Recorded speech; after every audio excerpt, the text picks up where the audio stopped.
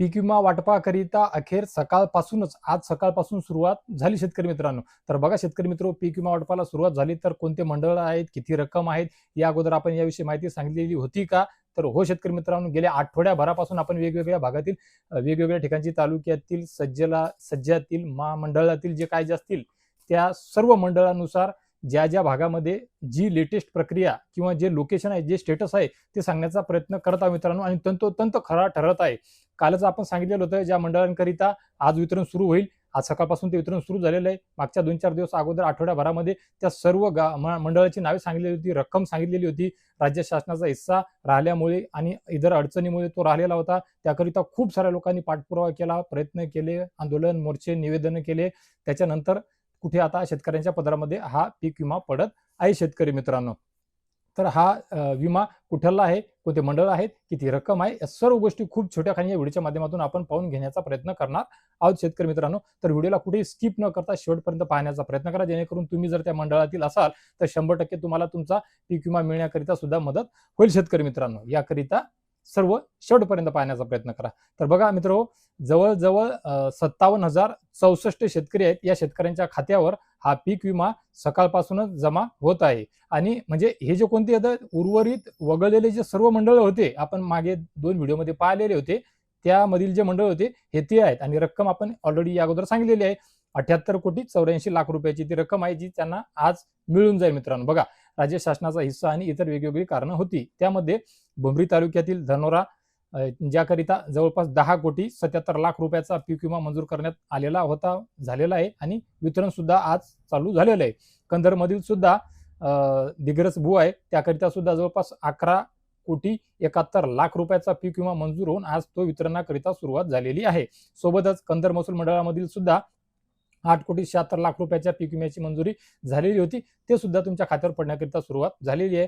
त्या व्यतिरिक्त तुमचा किनवट तालुक्यामधील सुद्धा इस्लापूर आणि जलधारा जे आहे, मांडवी आहे, सिंधी आहे, हे जे तिन्ही चारही मंडळ आहेत, त्या तिन्ही चारही मंडळाच्या करिता सुद्धा त्यांचे जे हक्काचे पीक विम्याचे पैसे आहेत ते म्हणजे जवळपास 19 कोटी रुपये, 19,39,00,000 रुपये ते मंजूर झालेले होते आणि ते आता खात्यावर वितरणाकरिता सुरुवात ऑलरेडी झालेली आहे. या व्यतिरिक्त माहूर तालुक्यामधलं सुद्धा माहूर, सिंदखेड, वई बाजार, वानोरा हे जे काही 4 मंडळ आहेत, या मंडळांकरिता सुद्धा जवळजवळ 19,70,00,000 रुपयाचा पीक विमा मंजूर करण्यात आलेला होता आणि तो आज सकाळपासूनच या सर्व शेतकऱ्यांच्या आधार संलग्न खात्यावर जमा होण्याकरिता ऑलरेडी सुरुवात झालेली आहे शेतकरी मित्रांनो. या व्यतिरिक्त सोबतच आपला मुदखेड तालुका, तर मुदखेड तालुक्यामध्ये सुद्धा बारड महसूल मंडळ जे आहे, त्या बारड महसूल मंडळाकरिता सुद्धा 7,15,00,000 रुपयाचा विमा मंजूर करण्यात आलेला होता.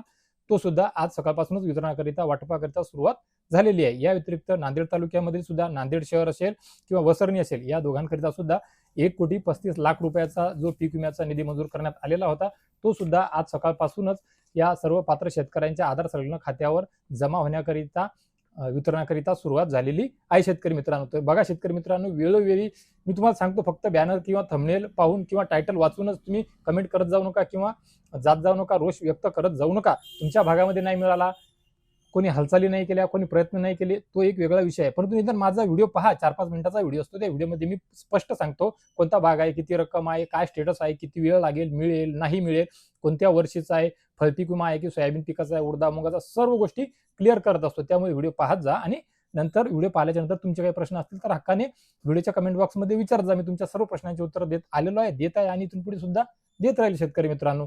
खूप साऱ्या लोकांचा प्रतिसाद चांगला मिळत आहे, विश्वासार्हता आहे, त्यामुळेच मी हे काम सातत्याने करत आहे शेतकरी मित्रांनो.